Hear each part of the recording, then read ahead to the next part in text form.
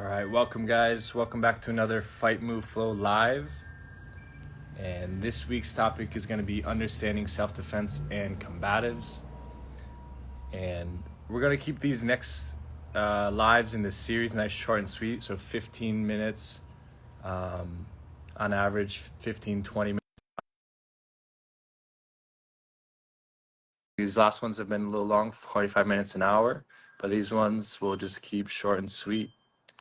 We'll get John in here and we'll just hop right in. Let us know if you have any questions. Comment below where you're tuning in from or your questions, and we'll address them towards the end.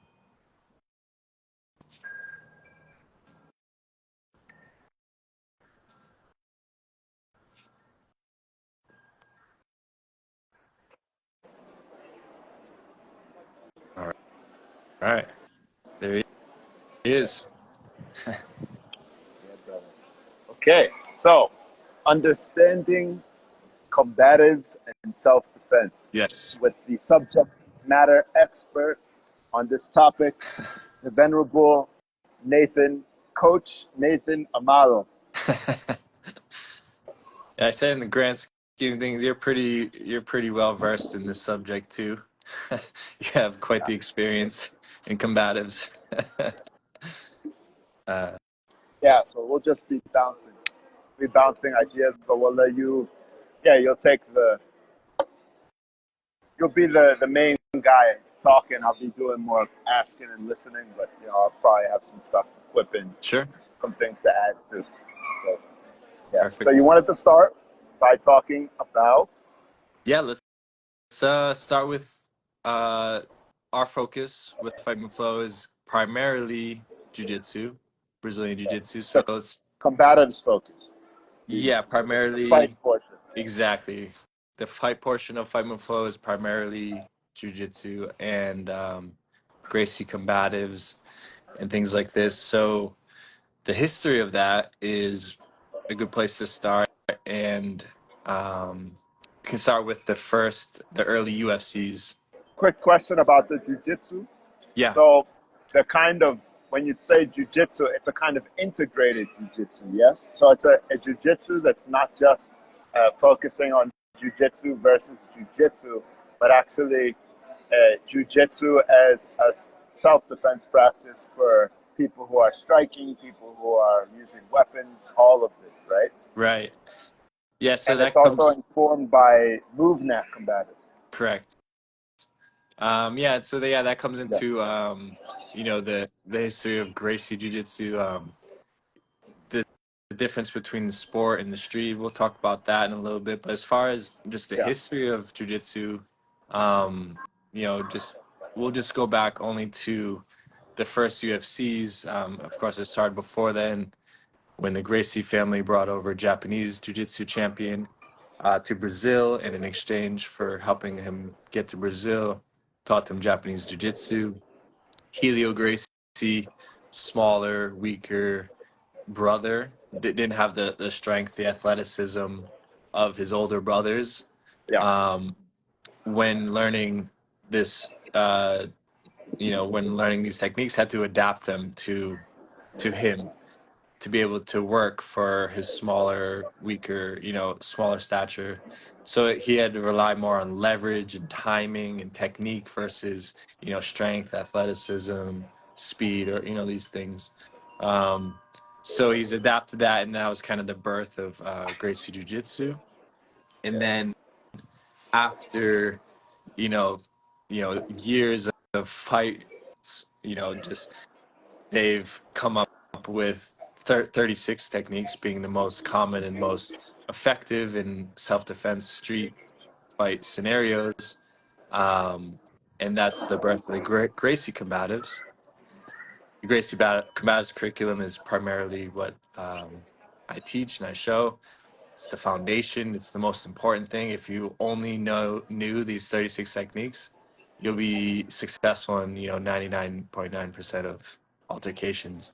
Just this core curriculum. But yeah, so in terms of martial arts, BJJ has the best track record when they started the UFCs. The first UFC in '93 in Denver, Colorado, uh, was a competition, the Ultimate Fighting Championship of martial art versus martial art. Not everyone knows this, but there was no such thing as MMA when UFC started. You know, Right. Well, there was Bruce Lee, right? But there wasn't.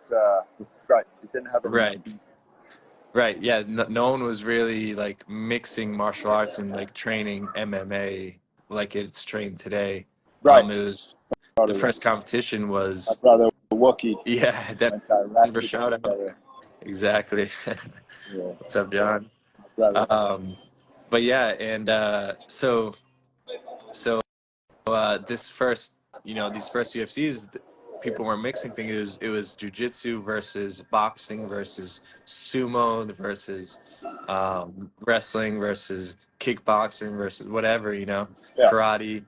There was Every taekwondo, kid's dream. right, exactly. It's just like it's like this genius idea to like test out like okay what martial art wins. No weight classes, really no rules. The only rules were no biting and no Right. eye gouging Eye and just like gouging. Yeah. yeah, just like sanitary stuff. But I mean, Right. there was groin strikes, there was back to the head, soccer. You could wear shoes, you could wear gloves, no gloves. There's no uniform. One guy was wearing one glove and one non-glove. There was guys wearing shoes, and guys wearing gis, and guys were short spandex. It's like whatever. There's 300-pound plus sumo wrestlers versus 150-pound guy. Is you know one of some politician called it human cockfighting. It's just like John McCain. they're in a cave. Yeah, Yeah. exactly. Because he was a So boxer. yeah, He was an old school boxer. So old school boxers hated the early UFC. yeah, Some of exactly. them. Right? So it's this really ultimate test of what martial art would proceed, and then at the same time, there's no time limit, and there's no there wasn't it wasn't just one match. So if you won the first fight, you'd fight again, and then whoever won that fight would fight again, and then it's like 3, 4, or more fights in a night. And so jiu-jitsu won, Hoist Gracie won, with his family's jiu-jitsu, Surprising and people again and again. right, 'cause he's the smallest guy in the family. They didn't send in the biggest family member. They could have sent in Hickson, and people would have been like, "Oh yeah, he's just like a beast." But they sent in the smaller family And member these to guys prove were that. already doing Balituro in Brazil, right? At that time. Yeah, and Hickson was more So they focused were on doing Valley like a Tudo. kind of MMA Right. at that time, right? But it wasn't. Yeah, it was still not the. It wasn't like you're taking like sumo wrestlers and karate guys and boxers, Yeah. right? Hickson went on to do Valley Tudo, which was just like all no holds barred, basically Right. anything Anything goes. goes. And Yeah. he went off to Japan to prove it there. Yeah. What he was doing was more effective than what they were doing in Japan, where it originated. Yeah. Yeah. So, anyways, that's a little history of jiu-jitsu and how it came to be so well known and well used. Yeah, because it was Um, winning all over the place in the early UFC and continues to be foundational for most successful UFC fighters. Right. exactly, and now it's in like the top 5 of must-haves. You need to have jiu-jitsu, you need to have wrestling, boxing or kickboxing or Muay Thai. Some good striking as well, but Yeah. it's part of the foundation now. Yeah. Okay. Yeah. And then so that's a brief history, but then we can get into some what ifs. People who are very anti BJJ, who are very anti going to the ground in a street fight, who think jiu-jitsu is not realistic for self-defense. Right.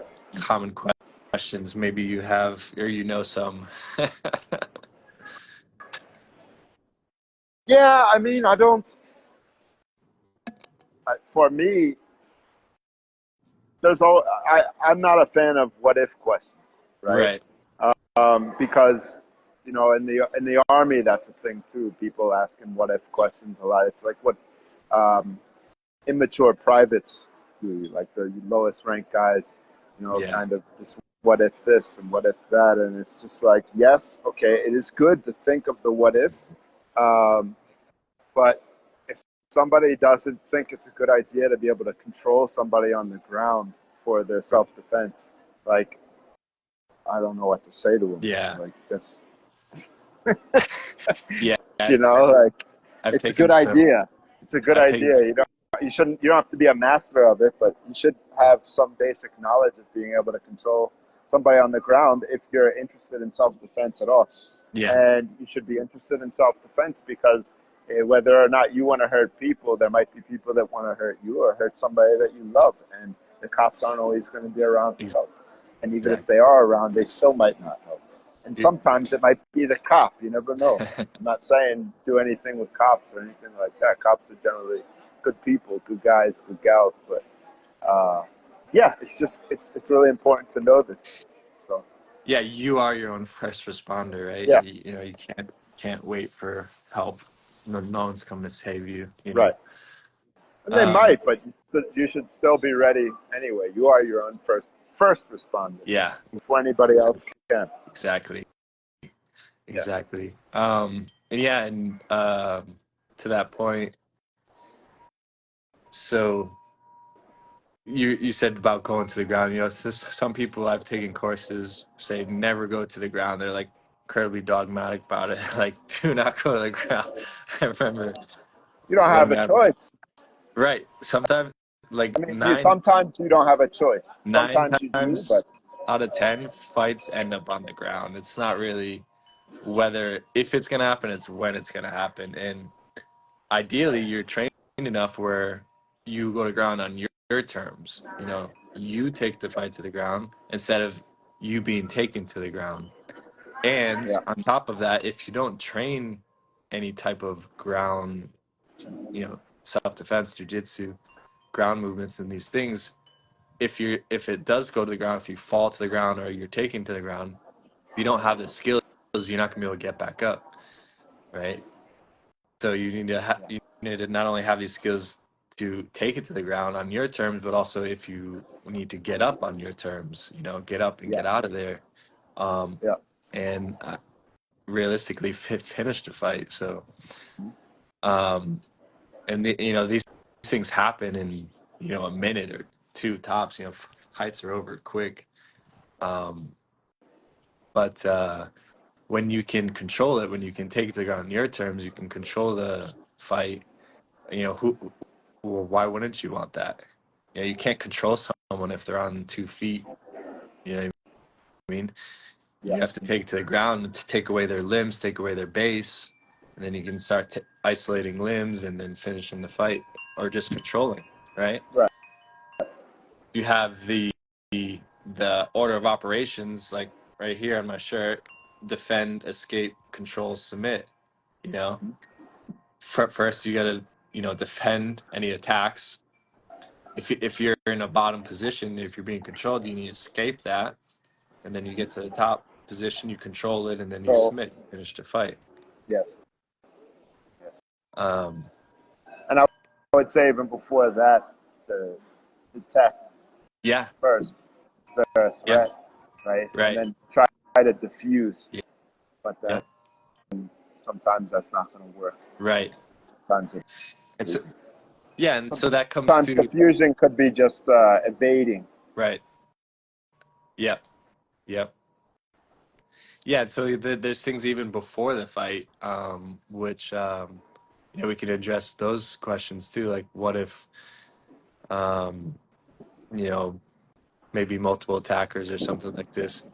Well, for one, there's really no solid answer for multiple attackers in terms of a martial art. You know what I mean? It's not going to be like the movies where okay, you're squared up with one guy and there's six guys surrounding you and they're attacking you Evasion one at a skills. time. Right, exactly. The move portion of our retreat. That's where the move comes and that's where they're, get the hell out of there, Yeah. be able to climb If a you wall, can climb, run, jump, and jump, vault and sprint, vault, and you sprint, have some endurance in your running, then you're in much better shape. That's yeah, the best. That's the best martial art. right. That's the best martial art for multiple attackers. And we talk about this in, our approach, there's like a difference between sport jiu-jitsu and street jiu-jitsu. Like I kind of call it BJJ versus Gracie jiu-jitsu. Because in our curriculum, we talk about all this. We talk about, avoiding the fight at all costs. And that could be, running away, escaping. Um, and then that could also be, if you can't run, maybe talking, diffusing it, Right. de-escalating. And that's Right. part of our training too. We actually train these things, Yeah. de-escalation. Yeah. It's not just like, people who don't train it, they just train jiu-jitsu. Just, techniques to win a competition. You're not going to know how to de-escalate it unless you actually practice it. And, Right. you know, so it's like, there's a difference. So I get it when people say, you know, BJJ doesn't work or it's not good for self-defense. It's like, okay, I get it if you're talking about Or what you BJJ see. or BJJ, even trained for MMA, it's still incomplete. Right. Right.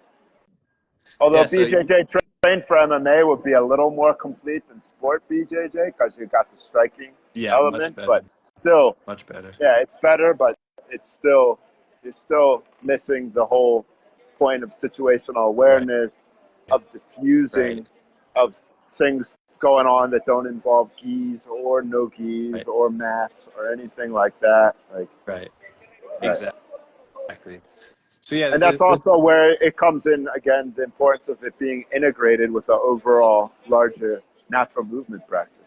right. Not Because that being way, if there's tables around or like stuff, different things, there's walls and tables and low walls and stuff like that, you'll be able to better use those to your advantage to neutralize the opponent and or evade. So exactly. Yeah, not being so myopic with your practice. right. That's what we try to do when we combine these things. We're expanding the practice, Yeah. being more integrated. Yeah. So yeah, and then you could also get into weapons. What if they have weapons? Well, for one, again, in the Gracie style, it's more complete. We train weapons defenses, of course, but again, that goes back to step one: avoid the fight at all costs. Yeah. And then Back to if you can avoid it, then actually practicing weapons defense. But that's a last resort if you don't want to get into that fight, if you don't have to. And sometimes it's the distance management, going back to that principle. Sometimes yeah. you want more distance depending on the weapon. Sometimes you want less distance depending on the weapon. Right. So these principles are interwoven throughout too. And depending on the distance you're at when you recognize the weapon in the first place. Right. Yeah. Exactly. And let's see what else we have. So yeah, this is quick history, like talking about understanding the fight. So yeah, I mean, when you have this more holistic approach, that's that's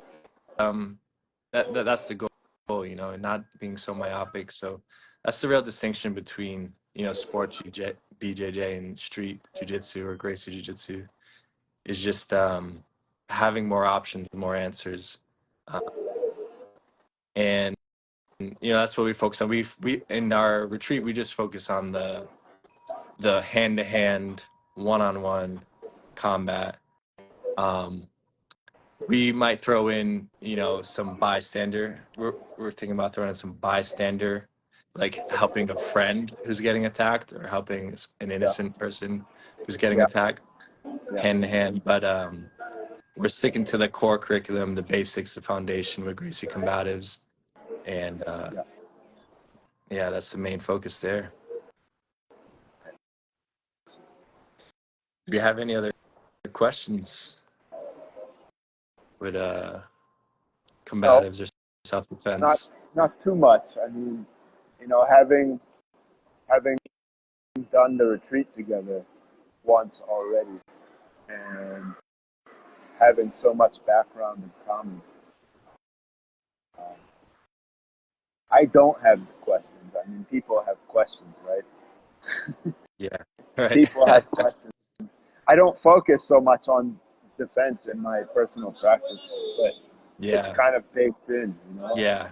For me, it's more kind of baked in. Like I'm always considering that's it's important to be able to vault over stuff, jump and run and climb and so on and so forth. So like that's first and foremost. I throw a lot. Mhm. I do, you know, I train boxing. You already know that. Mhm. I've been training it off and on for quite a long time. I've done the crazy combatives curriculum once upon a time in the army, and I forget, you know, most of it as far as like how to teach it to somebody, but a lot of it just kicks in when I'm in the situation. So how to Right. hold the position, all of that. Yeah, that's cool. How, that's the other thing is the combatives program, the Gracie Combatives was um, Designed designed for for the army. that, is designed for the army to get soldiers combat ready in in a very short amount of time, in less than 6 months. Now it's 6 months for civilians, but I think for army it was even less, right? Just like as quick as possible, getting Yeah, combat ready. yeah. There's kind of different levels to it. Right. And I did the basic Hmm. training level, which is like 3 days, and then you do some refresher stuff and a little bit of deepening in the mornings in PT Hmm. a few times, and then I did more stuff in PT when I was out in the big army, so to say, when I got out of when I finished basic training. But yeah, there are different Hmm. levels. I don't think I did all the 36. What would be the Yeah. 36 now? Right. But And then the other good thing, system. you talking about boxing. I guess let's just finish on. We'll just talk about striking real quick, and then we'll wrap it up because I know we're probably hitting close to Well, 15 minutes yeah, already. that's why I brought boxing up because I brought up throwing things. Good Yeah. throwing mechanics sets you up for good striking mechanics, right? Exactly. Especially if you're throwing big heavy stuff, that's good too. It certainly won't hurt, but Right. also throwing smaller stuff that still has some weight to it gives you a little bit more of that speed power. So it's a punch is a kind of a throw. Right. Exactly. Kick is like a kind of throw with your leg, right? Right. And that's why punching and kicking are actually biomechanically, if you're not, if you're doing them in a way that's intelligent, they're actually really good for your body biomechanically. Yeah. They are like the throwing pattern, you know, and the throwing pattern is really fundamental for humans. So, Yeah. yeah. Yeah, and yeah, there's like you're saying, heavy versus light and fast. With, Right. more strength versus more elasticity with your fascia training. Yes. Um, which both are necessary. Both are important. Right. Um, But yeah, doing those elasticity, those quick power throws. That carries over a ton to striking. Yeah. yeah, and that goes back to what we're teaching, with our combatives and our self defenses. We're not teaching you how to strike necessarily. We're teaching you primarily how to defend against strikes because Yeah. everybody, everybody, that's the number one form of attack is striking, punching Right. primarily, but also kicking. So primarily, people when you try and defend yourself, they're going to try to punch you. That's number one. Number two is headlocks. Um, Number three would be taking you to the ground and then trying to punch you on the ground, right? Right. So that's our primary focus is how to defend against strikes, how to be in all these different positions and not get punched. And people who say never go to the ground. Well, think about it like this: there's something called a punch power scale. And we'll end on this. We'll wrap it up with this. Yeah. But the punch power scale, you have your punch power scale is determined by how many joints are involved in the Right. punch. So Right. I'll back up and show you from standing. But if I have shoulders wrist, elbow, shoulder, hip, knee, ankle. That's gonna That's be a full six. punch. That's six, right? Yeah, So that's six joints involved from a 6 to a 10 on the punch power scale. The only difference is who's throwing it. Average yeah, person 6'7", Mike Tyson 10. You know, yeah. so it depends on who's throwing it. That's Yeah. when you're standing on your feet. When you wrap somebody up in the front clinch, you hug them and you pull them in tight, getting ready to take them to the ground. You take away their lower half of their body. You take away their ankles, knees, hips. So now So the most cut powerful punch they it have is down to going to be three. down to yeah. We'll say 4 or 3 because they're still on their feet Yeah. and they're Okay. pulling back. When they pull back to get more power from their three, they're exposing themselves to a takedown. So that makes it easy. If they're on Right. top of you on the ground and they have 1, 2, 3 plus gravity, we'll say 4. Okay, because they got gravity too. You flip them upside down and you're on top. Now it's 3. If they're on their back, they can't pull their shoulder back. It's 2, right? It's just their elbow and wrist, Yeah. right? And then you control the arm. Now it's just the wrist. This is a 1, right? These are rabbit punches. So we want to keep And then these punches you from break ones. their arm, and now they can't punch you anymore. Exactly. And then you apply an arm lock and their arm's out of Not that you commission. want to do that in every situation, but it's Right. just, I'm just saying. Yeah, there's ways, there's times to break the arm, there's times Yeah. to control the arm in a breaking position, Yeah. and this fully tense, almost ready to break position to get compliance without actually breaking it. Right. Which Um, legally is usually going to be the more favorable. right.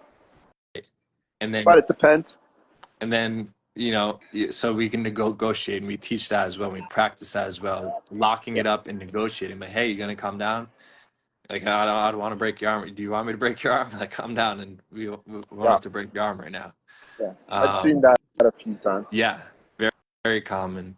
Yeah. And then of course we have chokes, which I've chokes are seen. king. Speaking of this, I lived in New York for 4 years. There's a lot of bar fights in New Hmm. York because there's a lot of bars. There's a lot of bars and walking around in different parts of New York and Manhattan, or at least it used to be. But I've seen I've seen quite a few situations where there was an altercation and one of the guys knew BJJ. That was it. He knew BJJ, and the other guy couldn't do anything. He, he, they would put people in a position where he couldn't move, and there was nothing else to do. Exactly. Yeah, and that's where it comes down to. Like we were talking about before, it's like you can just control. You don't even have to submit. You can just control. Sometimes controlling position is the submission. You hold someone down and mount for a minute, 2 minutes, and they can't escape for the life of them. That's it. You took away their will to fight. Right, Um, so sometimes that's all it takes. Um, right. but that's it, guys. I know we probably Especially if went it's a over a little pride bit. thing. Yeah, But exactly. also, if it's a robbery thing too. I mean, it depends. Yeah, But right. sometimes if it's a robbery thing too, I mean, people who are robbing are not always like, you know, sniffing bath salts and like going through berserker mode Right. before they do it. Sometimes they're just desperate. Yeah. Often Yeah. they're just desperate, right? And I mean, at least that I don't know. States is different. The gangster rap and all this kind of stuff makes things a bit more Yeah. complex. But Yeah. for example, here in Colombia, there's a lot of situations where somebody tries to rob somebody and then they actually end up negotiating about it. Yeah. And the person says like how about I give you, $200 or something like that, and then the person just takes $200 and that's it. Serious. Yeah. That happens a lot in Colombia actually. That's a good one to keep in mind. I mean, I wouldn't say, go for that, but if it seems like the person is like, open to some kind of negotiation, see, okay, here's what I've got. Can I give you that? Okay. And then they take it and they go. So Yeah. anyway, But if you getting have off topic. jujitsu, it's better to negotiate not From power, from what a you're gonna position of lose, but power. it's negotiate whether I'm gonna break your arm or not. Yeah, yeah, Whether you're gonna calm down yeah, or just hold you yeah, yeah, down till police come. yeah. There's there's an LEO tactic, a police tactic that you just if you need backup and you just need to control someone until backup comes, just get to mount, control the arms so they can't reach your weapons, and then count to 300, 300 Mm-hmm. seconds, and backup will arrive by then, and that's it.